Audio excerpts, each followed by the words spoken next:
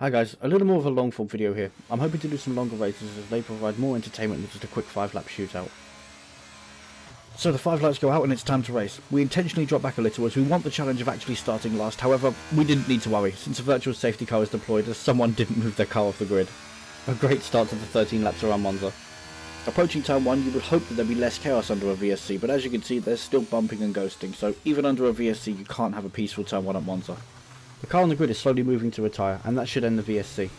We're currently heading around turn 3, the Curva Grande, heading towards the heavy braking zone of the Della Roggia chicane, which leads into the second sector of Monza. So here we are ready to go racing again, and we're 4.5 seconds off our delta. Suboptimal, but we move.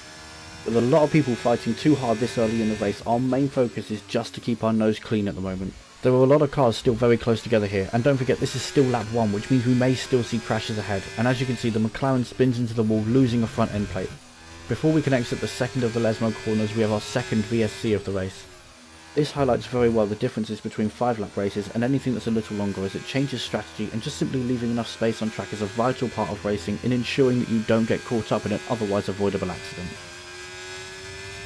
So we move to the end of lap 3 where the safety car has come in.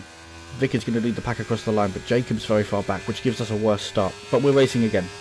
Trying to stay ahead of the pack and using some battery down into turn 1, we all know this is going to be more chaos. So after making sure everything is clear from behind, we'll position ourselves far on the outside to avoid as much carnage as possible. Coming out of turn 2, we're already up 2 positions into P5. We use a little battery, but it seems like Jacob is using a lot more, and there's no point fighting this at the moment. We can get past at a better time. We're already putting him under pressure as we're close to the inside for the next turn, and it's quite easy to put someone off if you can make them think you'll try to brake later. And as you can see, Jacob's gone deep into turn 4. We can get a better exit heading into the Lesmos, and with a bit of help from the recovering Ferrari, we edge ourselves ahead on the inside of the corner and move into P4. At the end of lap 4, the other Ferrari dives into the pits, and we're not aiming for an earlier stop as we're on the mediums heading for the softs later on, so we'll continue down the main straight, now up to the podium in P3, but there are cars behind us that have stopped under the safety car earlier. Heading into turn 1 we get a little tap from behind that nearly sends us into a spin, but thankfully we hold on to it and don't lose any positions, but we have dropped about 7 tenths to the cars in front.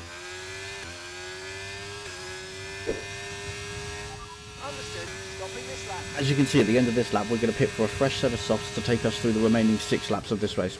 Pat Mike ahead is holding on to 13 seconds of penalties and Patterson behind has 10 seconds, so they won't really be a threat in this race.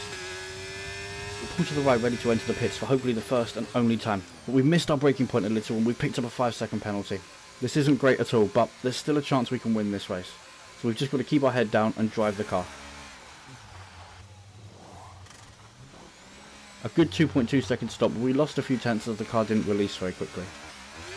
We've actually managed to come out right behind Tim and Spaceboy. This works really well as we'll need to warm these tyres up during the first sector or 2 and then we should be able to make some moves with the help of DRS.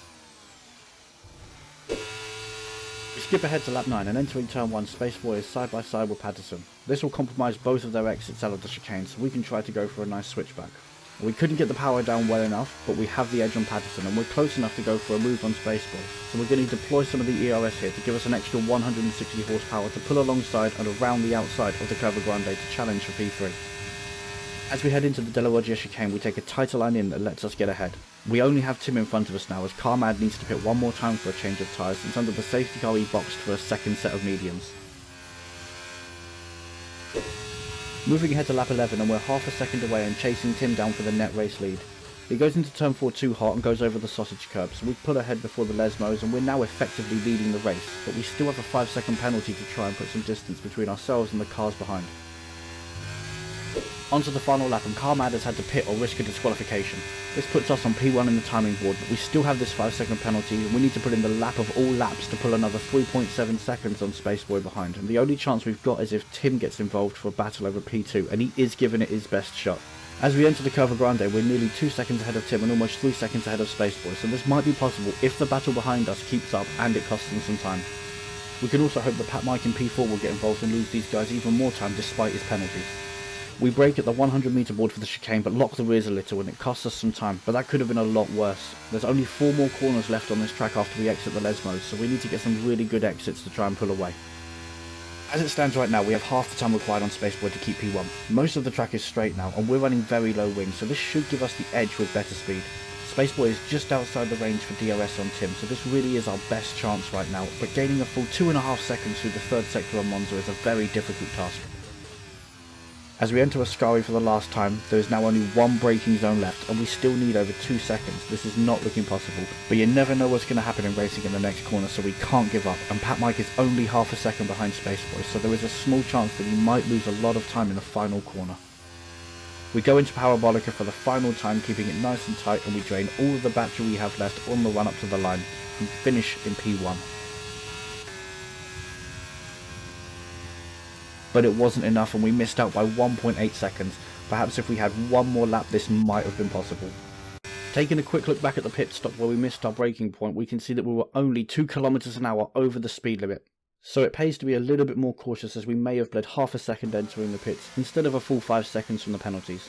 All that matters is that we learn from this and keep pushing. Thanks for watching guys, and I'll see you next time.